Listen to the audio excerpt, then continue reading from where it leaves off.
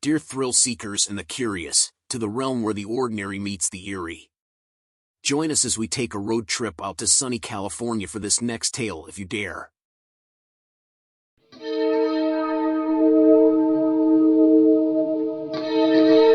Los Angeles has seen its share of notorious murders, some solved and others shrouded in mystery. Among the most infamous include the brutal killing of Elizabeth Short, known as the Black Dahlia, whose body was found severed in 1947. The tragic murder of actress Sharon Tate, orchestrated by the Manson family, also left an indelible mark. Yet, another haunting case lingers in the city's history, the Wonderland slayings, an unsolved crime that claimed the lives of 4 individuals on July 1, 1981, in the Laurel Canyon area of Los Angeles, California. The true tale behind the Laurel Canyon murders is entangled with illicit substances, drug dealers, a notorious adult actor, and a powerful figure who held considerable sway in Los Angeles during the 70s and 80s, a questionable businessman who owned several infamous Hollywood clubs. The killings, often referred to as the 4-on-the-floor murders, were marked by their brutality and bloodshed. Despite the authorities' strong suspicions, the identity of the perpetrator remains a chilling enigma, forever haunting this dark chapter in Los Angeles's history.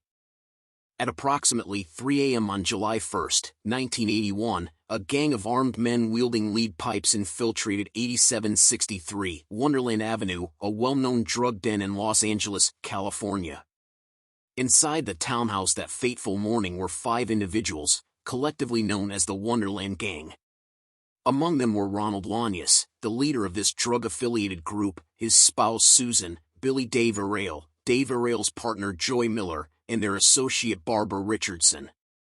The assailants unleashed a savage and relentless attack on the group of 5. Tragically, 4 of the occupants met a grisly demise. Susan, though grievously injured and initially left for dead, miraculously survived but suffered profound brain damage as a result.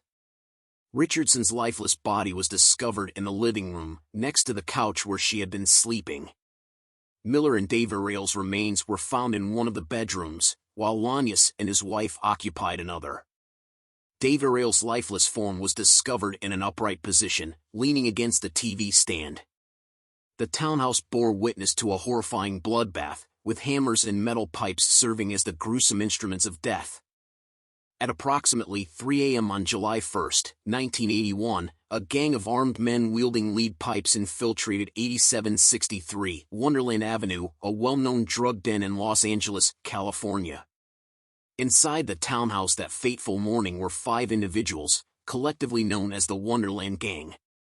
Among them were Ronald Lanius, the leader of this drug-affiliated group, his spouse Susan, Billy Dave Arale's partner Joy Miller, and their associate Barbara Richardson.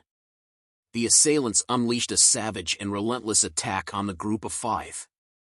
Tragically, 4 of the occupants met a grisly demise. Susan, though grievously injured and initially left for dead, miraculously survived but suffered profound brain damage as a result. Richardson's lifeless body was discovered in the living room, next to the couch where she had been sleeping. Miller and Dave Arale's remains were found in one of the bedrooms, while Lanius and his wife occupied another. Dave Arale's lifeless form was discovered in an upright position, leaning against the TV stand. The townhouse bore witness to a horrifying bloodbath, with hammers and metal pipes serving as the gruesome instruments of death.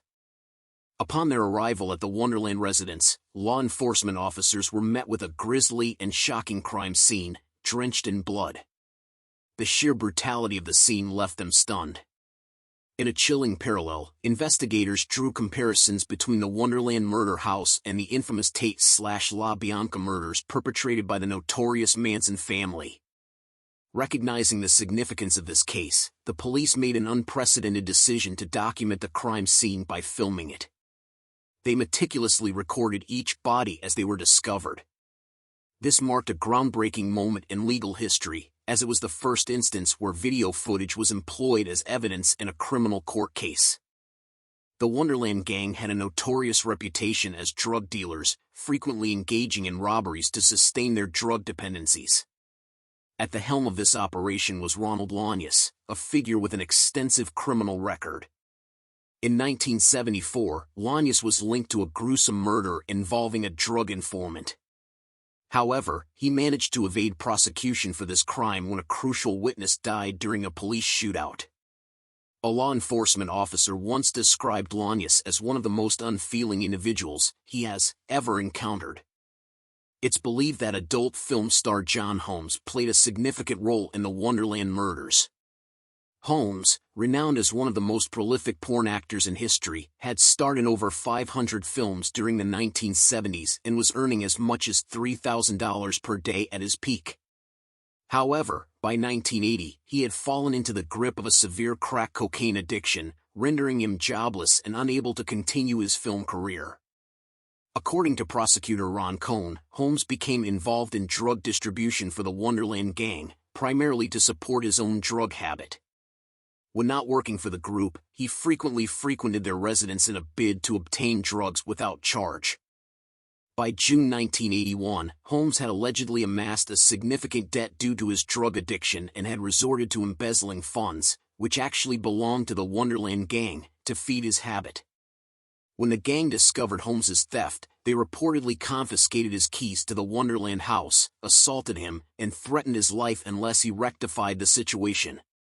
Fearing for his safety, Holmes, as described by prosecutor Ron Cohn, devised a plan to assist the gang in robbing one of his affluent acquaintances, Eddie Nash, who was rumored to possess a cache of drugs, money, and valuable items in his residence.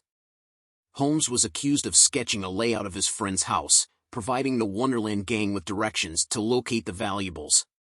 On the night of June 29, 1981, just 2 days before the Wonderland Murders, the gang gave Holmes $400 to purchase drugs from Nash. Holmes spent approximately 6 hours with Nash, and before leaving, he ensured that the back door remained unlocked to facilitate the gang's entry. Armed with firearms and fake police badges, including Billy Dave Arale, Ronald Lanius, Tracy McCourt, and David Lind, the gang stormed Nash's residence. During the intrusion, Lind attempted to subdue one of Nash's bodyguards with handcuffs but accidentally shot him. The group then proceeded to Nash's bedroom, where they held him at gunpoint and coerced him into revealing the safe's combination.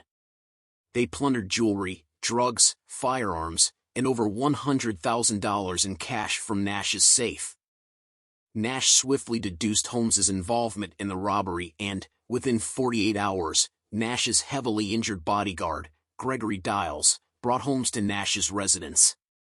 Upon their arrival, Dials held Holmes at gunpoint while Nash meticulously examined Holmes's address book, issuing threats to harm all of Holmes's friends and family. Eddie Nash was far from your typical affluent individual. Born Adel Garib Nasrallah, he originally hailed from British Palestine and immigrated to the United States in 1960, where he initially worked as a hot dog vendor. Over time, he ventured into the real estate industry and became the proprietor of several renowned Hollywood establishments, including the Starwood, the Seven Seas, and the Kit Kat strip clubs. In addition to his entrepreneurial pursuits, Nash was a figure with a sinister reputation, involving himself in criminal activities, drug trafficking, and underworld dealings, all while maintaining connections with politicians and law enforcement. He operated a massive drug distribution network through his various clubs and, at the peak of his criminal career, was recognized as the wealthiest and most influential drug trafficker on the West Coast. Although the authorities were unable to conclusively establish Nash's direct involvement in the Wonderland Murders, he remained a principal suspect in the case. Holmes came under suspicion in the Wonderland Murders when investigators discovered his palm print on Lanius's headboard. In March 1982, Holmes was promptly arrested and faced 4 counts of murder in court. During the trial, Holmes's legal team portrayed him as a victim in the Wonderland killings, arguing that he had been coerced into participating in the massacre under the threat of harm to both himself and his family. Given Holmes's frequent stays at the house, where he often slept in Lanius's bed, the palm print found on the headboard was not considered definitive evidence. Holmes declined to cooperate with investigators on the case and refrained from assisting them in their pursuit of Eddie Nash. He spent nearly 4 months in jail, and by June 26, 1982, he was acquitted of all charges. In 1988, suspicions still lingered that Holmes had a role in the Wonderland killings. By then, Holmes was terminally ill with AIDS. Investigators visited the hospital where Holmes was receiving care, hoping to obtain a confession. However, their efforts were in vain, as Holmes remained uncooperative in helping them resolve the case. Holmes passed away on March 13, 1988, at the age of 43. In 1982, Holmes found himself incarcerated in the Los Angeles County Jail as he awaited his trial. This particular jail had a dedicated section for housing both celebrities and infamous criminals, including serial killers. Officially, it was referred to as the Keepaways Wing, but among inmates, it was commonly known as Celebrity Row. Inside this section, it was not unusual for a celebrity inmate to share the same confinement space as a serial killer. For instance, individuals like Suge Knight and Chris Brown could be found in proximity to notorious figures like Lonnie Franklin Jr., also known as the Grim Sleeper. Sean Penn shared confinement space with the Night Stalker, Richard Ramirez. During his time in jail, John Holmes was situated alongside both Hillside Stranglers, Angelo Buono and Kenneth Bianchi. The same section also housed serial killers Patrick Kearney and Vaughn Greenwood. Notably, Angelo Buono had previously resided only a few blocks away from Holmes in Glendale, California, and, along with his cousin Bianchi, had been involved in a reign of terror that gripped Los Angeles. While John Holmes maintained a resolute silence regarding his involvement in the Wonderland murders, he purportedly made a confession to his wife of 16 years, Sharon Holmes. Eventually, Sharon would go on to divorce Holmes, but in 1988, she shared details of her conversation with him in an interview with the Los Angeles Times. According to Sharon, Holmes disclosed that he had led 3 men into the residence on Wonderland Avenue and watched as they brutally beat and killed everyone inside the house.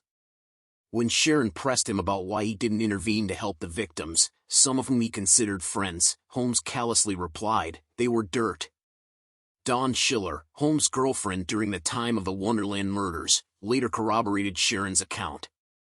Eddie Nash faced charges for the Wonderland murders on 2 separate occasions.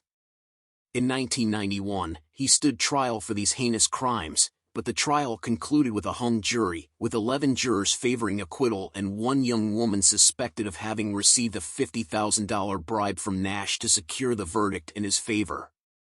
In 2000, federal agents initiated an investigation into Nash's involvement, leading to charges of running a criminal enterprise, conspiring in the Wonderland murders, and bribing the jury during his initial trial.